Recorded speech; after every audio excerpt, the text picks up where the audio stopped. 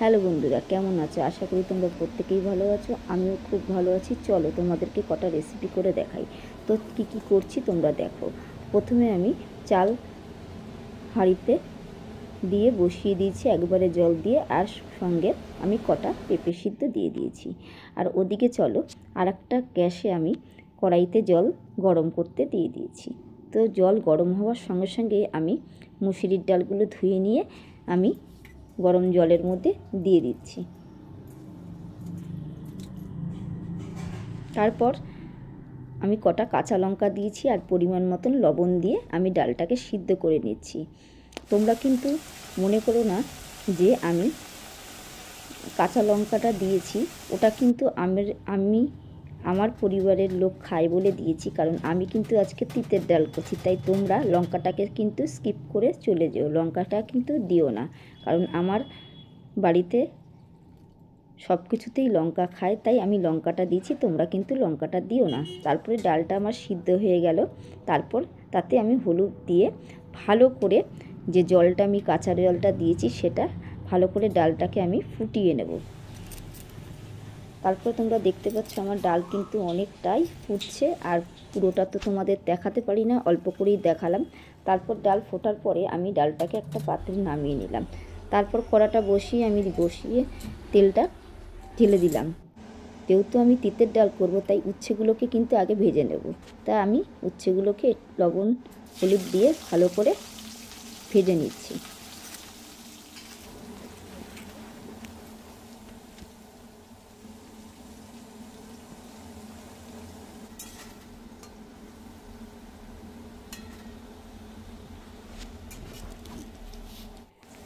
তারপর উচ্ছে ভাজাগুলো কিন্তু দেখতে পাচ্ছ আমি লাল লাল করে ভেজে নিয়েছি। তারপর উচ্ছে ভাজাগুলোকে আমি একটা পাত্রে পরে তুলে নেব। তোমরা দেখে নাও ভিডিওটা। আজকে কিন্তু আমি তোমাদেরকে না বলেই রেসিপিগুলো করছি। আমি কি রেসিপি করছি তাই তোমরা কিন্তু জানো না, তাই তোমরা হয়তো বুঝতেও অসুবিধা হচ্ছে। তো তারপর দেখলে আমি আদা কিন্তু সামনে একটু রেখে দিয়েছি, আর ফোড়নে আমি মেথি দিয়ে দিলাম। আমি কিন্তু মেথি দিয়ে তিতের ডাল ফোড়ন দিই, তাই আমি তোমাদেরকে সেটা করেই দেখাচ্ছি। তারপর আমি ডালটা কড়াইতে ঢেলে দিলাম। তারপর যে ভাজা উচ্ছেগুলো আমি সেগুলো সবটুকু ঢেলে দিয়ে একবারে ডালটাকে এবার ভালো করে ফুটিয়ে নেব। তারপর আদাটাকে আমি গ্রেট করে রাখবো, সেই আদাটা কিন্তু নামানোর আগে আমি ডালে দিয়ে দেবো। তারপর ডালে দিয়ে একটু সময় ফুটিয়ে আমি ডালটাকে কিন্তু নামিয়ে দেবো। তো আমার তিতের ডাল কিন্তু আমি এভাবেই করি, তোমরা কিভাবে করো আমাকে অবশ্যই জানিও। তো আজকের জন্য আমার তিতের ডাল কিন্তু হয়ে গেছে। আমি একটা পাত্রে এবার ডালটাকে ফুটিয়ে নামিয়ে নেব।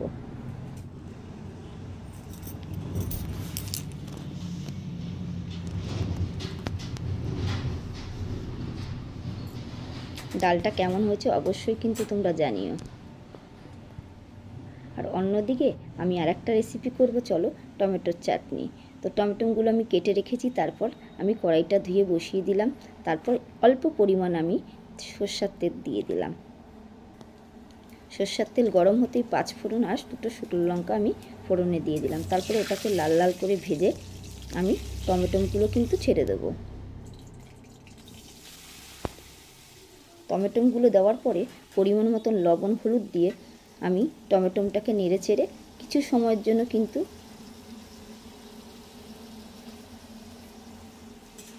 একটা ঢাকনা দিয়ে ঢেকেই ভাপে ভাপে সেদ্ধ করব না। আমি কিন্তু রান্না সব কিছুই ঢাকনা দিয়ে ঢেকেই করতে ভালোবাসি। তারপর কিছুক্ষণ পর আবার ঢাকনাটাকে তুলে দেখে নেব টমেটোগুলো কতটা সেদ্ধ হয়েছে। তো দেখতে পাচ্ছ টমেটোগুলো অনেকটাই সেদ্ধ হয়েছে।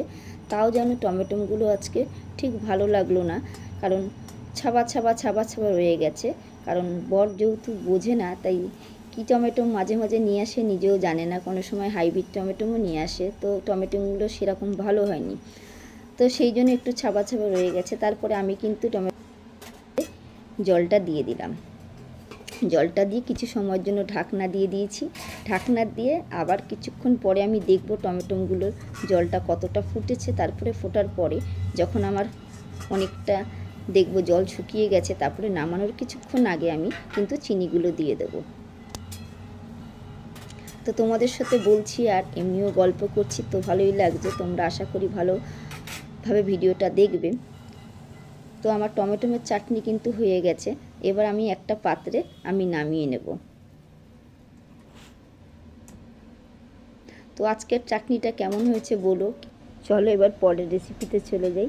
তো পরের রেসিপিটা হচ্ছে আলু পটল দিয়ে একটু কষা করে মাখা মাখা করে করব। তো আমি প্রথমে কড়াই বসিয়ে দিলাম, তারপরে জিরা ফোড়ন দিয়ে দিলাম, তারপরে কেটে রাখা আলু পটলগুলো আমি কাঁচা লঙ্কা সমেত দিয়ে দিলাম।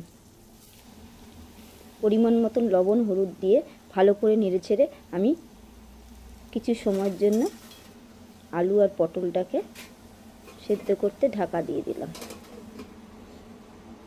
তারপর ওদিকে আমি আদা গ্রেট করে নিলাম আর জিরের গুঁড়ো লঙ্কার গুঁড়ো দিয়ে কিছু সময়ের জন্য ভিজিয়ে রাখলাম মশলাটাকে। তারপর কিছুক্ষণ পরে ঢাকনা খুলে দেখব আমার আলু পটলটা কতটা হয়েছে। তো তোমরা দেখতে পাচ্ছ আলু পটলটা অনেকটা ভাজা হয়ে গেছে। এবার আমি রাখা মশলাটা ঢেলে দেব।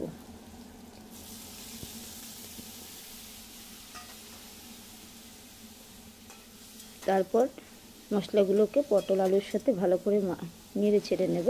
তারপর পরিমাণ মতন হলুদ আর লবণ দেব, দিয়ে আবার ভালো করে মশলাগুলোকে কষাবো।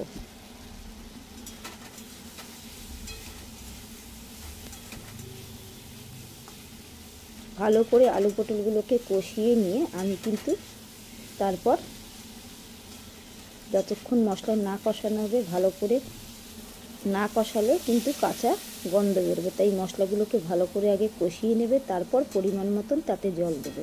তো আমার দেখেছো মশলাগুলো কষানো হয়ে গেছে, তারপর আমি অল্প পরিমাণ জল দিলাম।